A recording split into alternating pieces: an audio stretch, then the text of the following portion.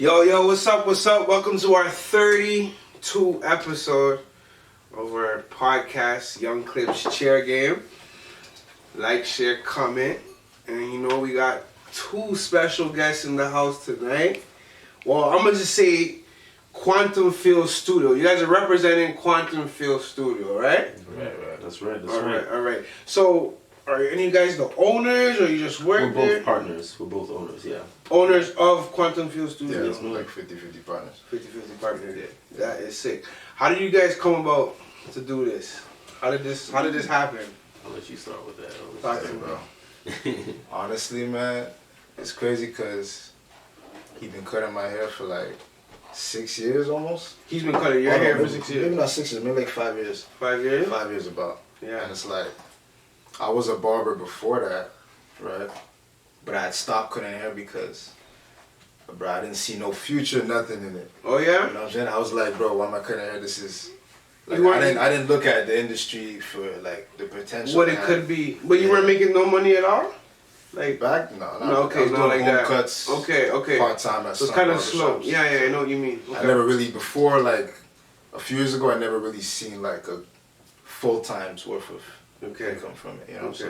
So, yeah. And pretty much after that, he was telling me about a shop he's gonna open. Yeah. We're And going then- to, yeah. Anyways, look, long story short, it's like we just kind of linked up from time, bro. Mm. And it was like a dream from like years ago. Mm-hmm. And you just kind of see it happen now. And I was like, it's Yeah. crazy how life works. You know what I mean? Yeah. I'll tell you how, Yeah. because a lot of it stemmed from, so when I came down here, because I'm from the States, I grew up in Florida. Okay. So when I came, it was a point in my life where like the best option for me at the time, because of my environment where I grew up in, it was like I just gave up and I was like, look, I'm leaving everything back home and I'm going to Canada. I was born here, so I felt like there would be some type of opportunity for me at the time.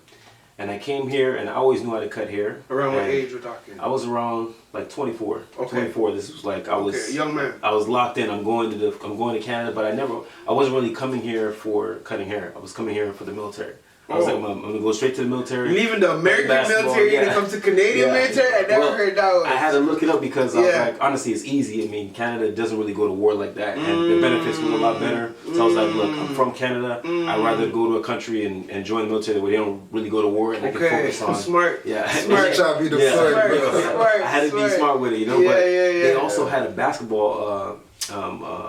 They had a basketball option, or what's the word for it? They had a program or whatever, and I was like, damn, okay, you know. And I saw a few players were able to play overseas and actually get to the league. So I was okay. I'll be able to continue my journey there because it was always basketball for me. Mm. But on the team, I was lining guys up, you know, trying to get a little bit into the game. Mm-hmm. I was in the journey, but I didn't really see it at the time. I was just like, yo, I can cut hair, you know. I didn't know what barbering was at the time. And when I got to Canada in Montreal, I literally had nothing. Like drove the whole way up here, and was on my grandma's couch, and I was just like, you know what? Tried to work at UPS because they had to do a background check for the military. And I was like, you know what, let me see if I can do something with this barber game. Got in and realized I didn't know shit about the game. I was like, damn, I don't know nothing about cutting hair.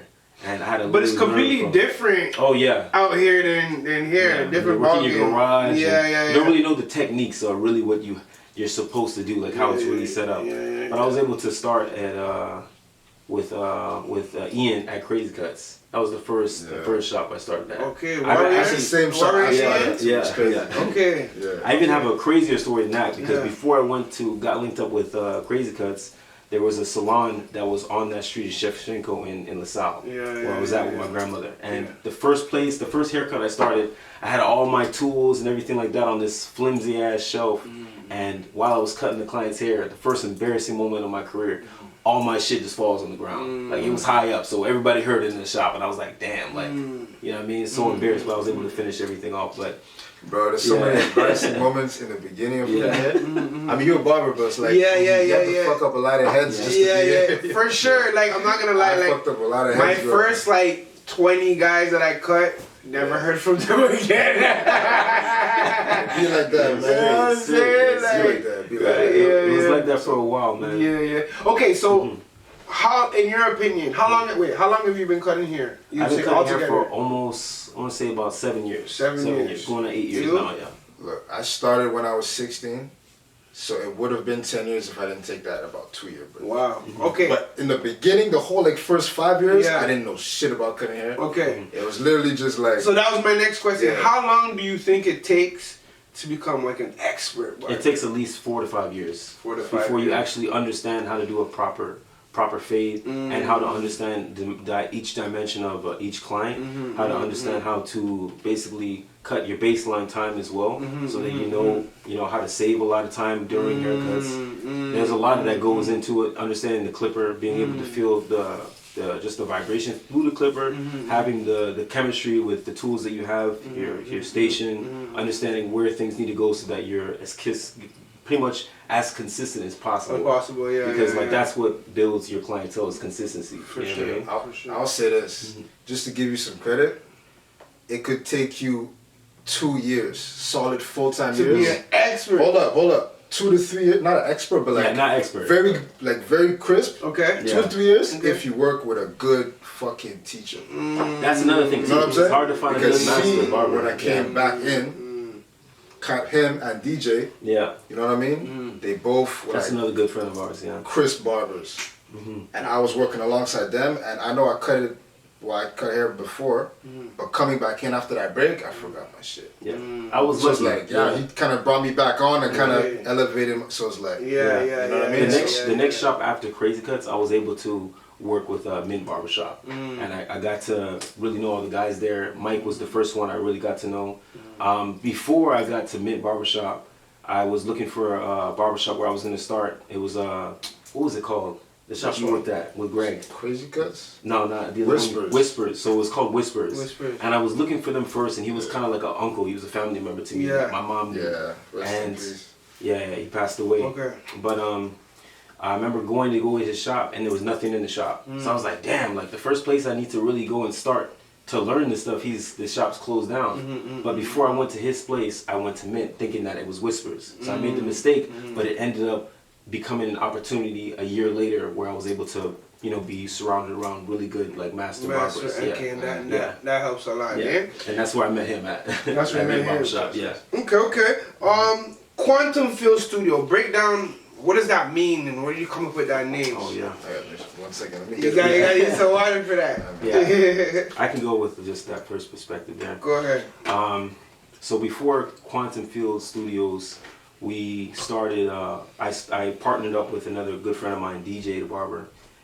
We were in the West Island, found a nice little location there. It was like, to everybody else, it was like in the middle of nowhere, but we were able to make it work and start something special. We called it Advanced Barbershop, and he was one of the partners there. So we started that, and we grew like pretty much into brothers at the time, because he became my client, to me finally working with him and then building that relationship there. And we were able to like basically do a lot of very interesting services. I'll go into that later, but we were able to like just bring something new to the barber industry at the time.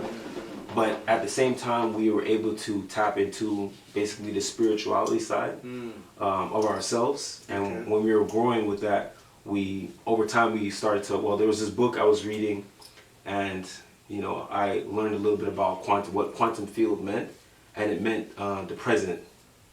And in that present is the key to limitless creation. So when I read that, I was like, damn, that means something. And it was pretty much what we were learning, through our journey. And we were like, yo, we should call it this. And we're like, because anybody that comes into that shop, we're like any other barbers, no matter what the name is, you're trying to get your client to be locked in that present moment where you're creating on this, fresh canvas, and you want your client to enjoy and experience for this one, for this moment. You want them to, because every barber is trying to stop your client from thinking about all the stress that they're dealing with, but we're also helping them through that. And to add to what you're saying, it's dope that you ended with studio. Yeah. You know what I'm trying to say? It's like, Yeah, that's where you create studio. like an art. It's like more like a... Because like, just to like bounce back off that question. Yeah. Quantum Field Studios was like one of the things that we related to the most. You know what I mean? Because after hearing like his story, mixed with mine, we both come from like pasts where it was a little bit on edge. You know what I'm saying? A lot of moments that kind of like break you and reshape you. For sure. So it's like we kind of went through a sort of spiritual like journey.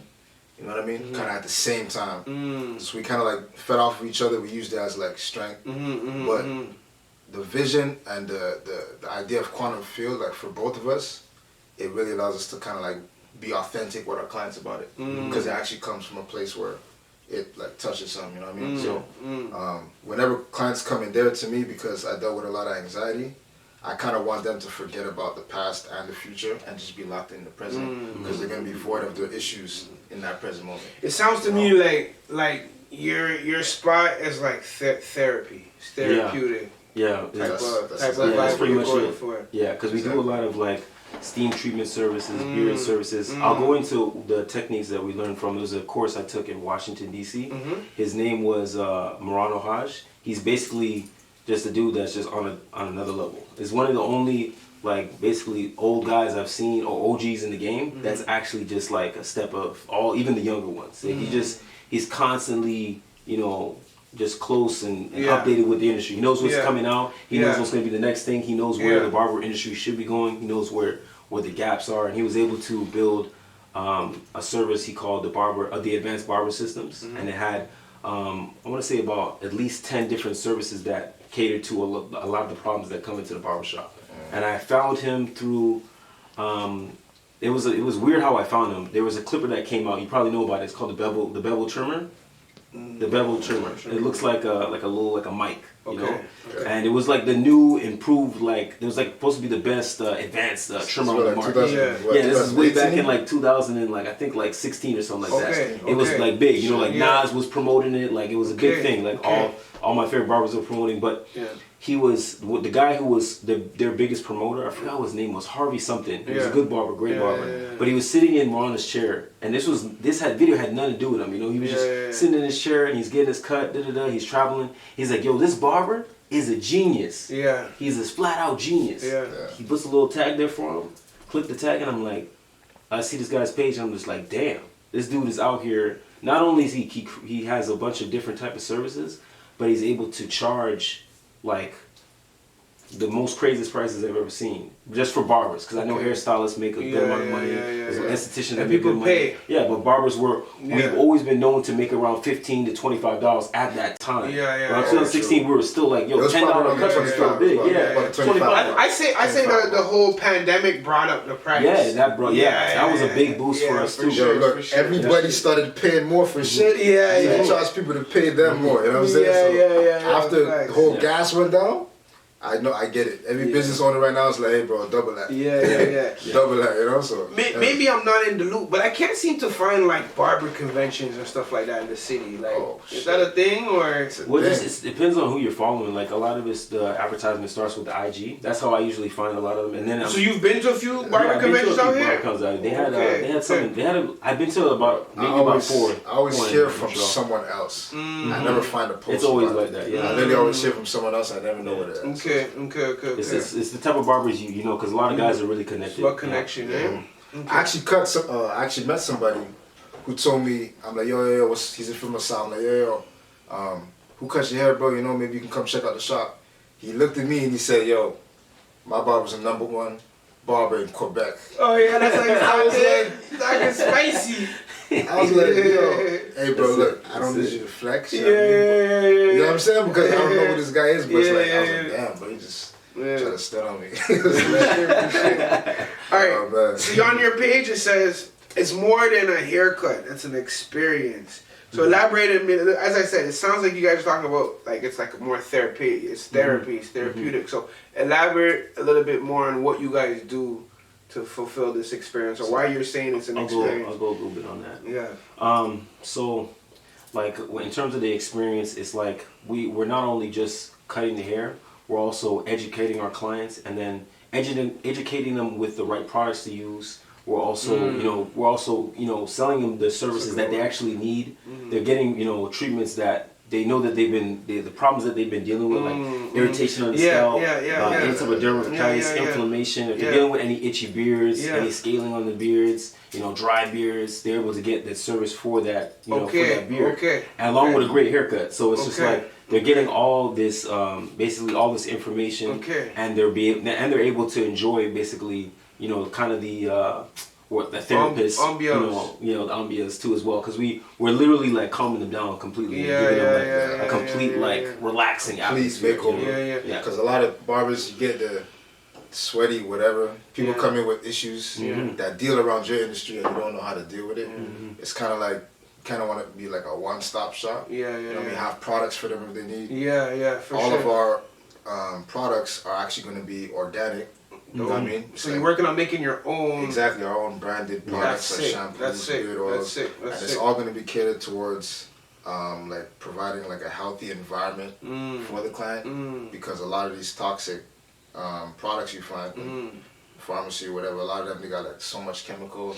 I think one big problem I find with people that I'm cutting their hair is that a lot of people don't take care of their hair. They don't either their scalp is too dry, they don't grease it, or it's like, you know what I'm saying. What advice do you guys have on the common thing I have is horrible dandruff. Like I gotta answer for that. What advice do you have somebody struggling? It's snowing on their head all season. One of the biggest like techniques I learned from Morano the barber, he told us fear drives action basically. So you gotta do whatever you can to let your client know, even take a picture of his scalp and do a zoom out. Anybody knows, like, if you got scaly skin, you do a zoom on that on the scalp, they're gonna see it, and you just gotta let them know. You have to do your due diligence, in understanding what they're dealing with, and explain it to them that this is what can happen down the line. So fear drives action at the end of the day, and then if you have a service to be able to offer after they understand that I need to deal with this, better. You're able to make more money behind the chair. For sure. Because honestly, like back at Advance, right? Like I had a client whose dandruff became so bad, we could no longer kind of like deal with it. So now he has to pay out of his pocket to get some type of medication and treatment. Yeah. So it's kind of like a lot of the stuff we would offer is kind of like preventive measures. Because I don't want people to become too reactionary. That's kind of like when the problem is already at hand. Like I like to become like, you kind of have something, solve it ahead of time. It prevents any. You know what I mean? For sure. Because a lot of people they got the, big thing on their cheek. Yeah. How do you guys feel in terms when you're dealing with the head? Is it like, are you at a point where like when you see this stuff is whatever, or is it sometimes still like, oh, this is nasty, I can't believe I'm cutting this head right now? I don't think it comes to that. You don't get that sometimes? I don't get that. Once in a while in my head, I'm like, yo, this is nasty, bro. But like, whatever, it's up, Like a lot of those clients, right? Yeah. They don't really know where to. Anyways, look, they don't really know exactly where to get a good haircut sometimes. Because it's like, and that comes from bad clippers. Yeah, okay. So at one point, you're just like a little irresponsible. Yeah, you know what I mean? Because I have you're saying that comes from, dandruff could come from bad clippers? Maybe not bad clippers, but dry. Like a lot of the issues come from sores. It could come from bad clippers. All the bad products at home too. Depends on what you're using. Because sulfates are different for certain scalps and beards. Like some guys come up with very dry beards because you're using shampoo for their beards. You know what I mean? Like in certain products, the sulfates aren't the same as your face, your skin on your beard. So it's just like.